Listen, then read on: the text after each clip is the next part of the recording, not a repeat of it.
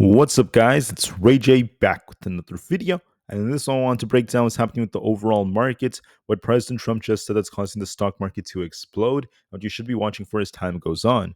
Just know that I am not a financial planner, so take nothing I'm saying as financial advice.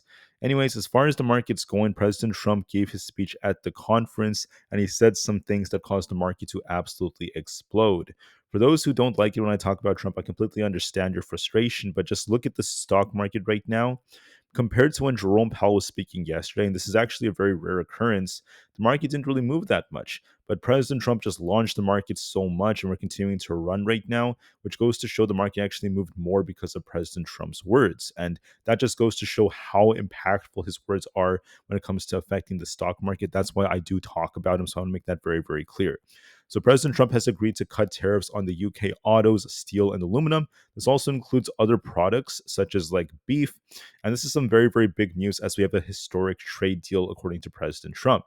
So I'm going to read what he said. He talked about China. He also talked about the stock market. What President Trump said also caused the market to move like crazy. So let's break down his transcript and I'll talk about what this means, at least for us moving forward.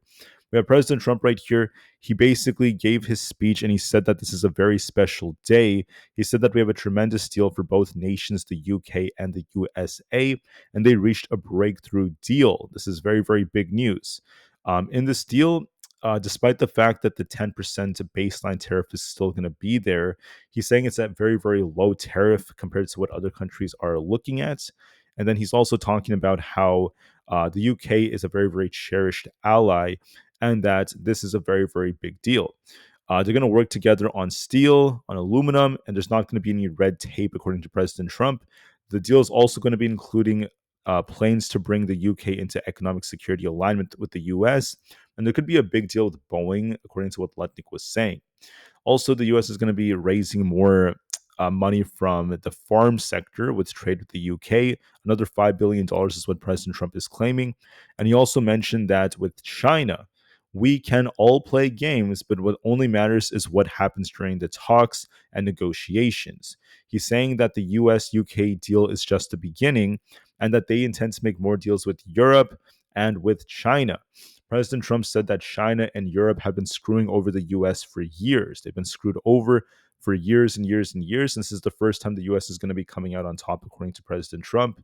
He's saying that it's been tried many times to get a deal like this, but it took forever. We never were able to get it. And President Trump claims he's the first one to really achieve that. There was lots of talk about, different car companies such as like Rolls-Royce being subjected to less tariffs. And then President Trump was talking about China.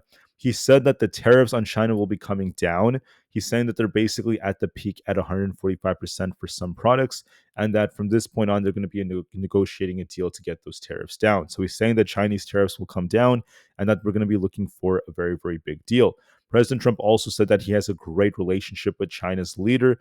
Before they had some issues, during the pandemic, but he's saying everything's okay now and that they have a very, very awesome relationship. They're going to be negotiating and things are going very, very well. That's what he claims so far involving China.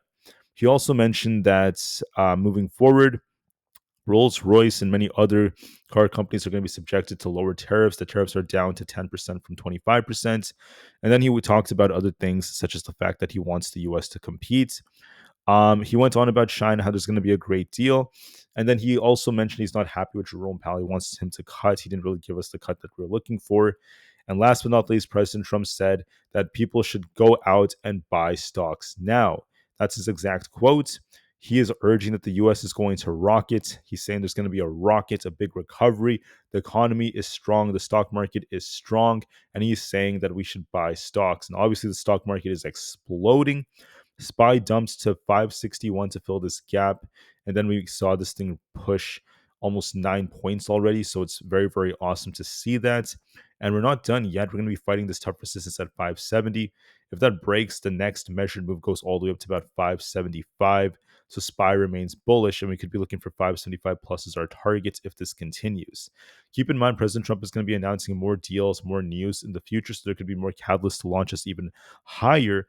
And for now, we're going to be looking to see if we could hold above 568. If we don't, we're looking for 565 again. But overall, like I said, this still has more upside potential. The QQQ is looking bullish. We're looking for this 490 area to hold. If it doesn't, we're looking for basically 487.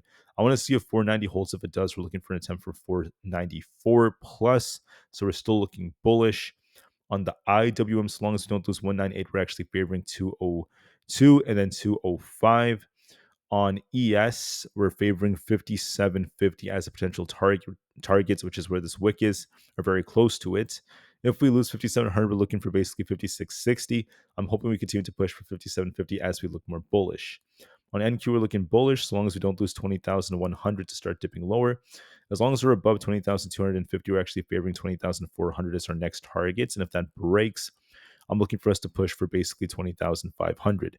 For Bitcoin, we're looking bullish, as long as we don't lose 100,000. We're actually favoring 101,000. For Tesla, we're looking bullish.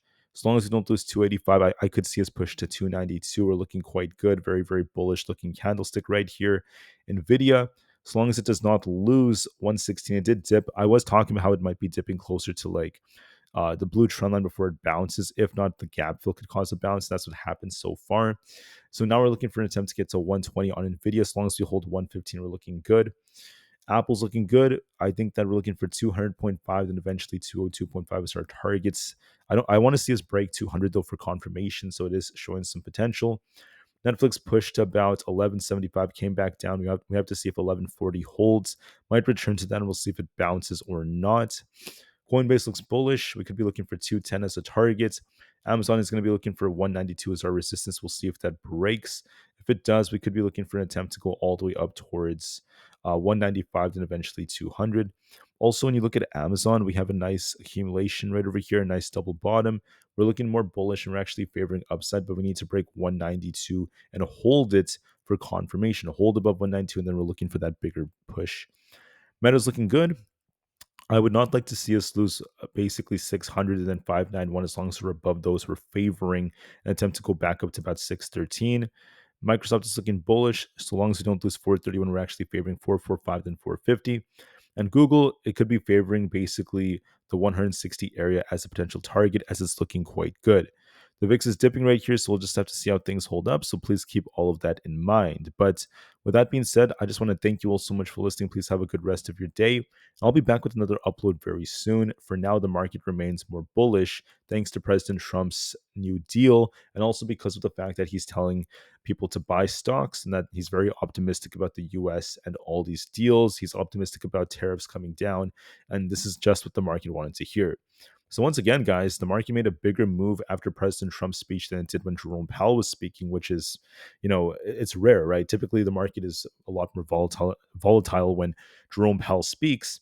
But we didn't really get much of a move yesterday. And instead, we're getting a bigger move today, which just goes to show how important it is to pay attention to what President Trump says. That's why I want to keep you guys updated in a very, very unbiased fashion. All right. Thank you for listening. Have a good day, guys, and peace out.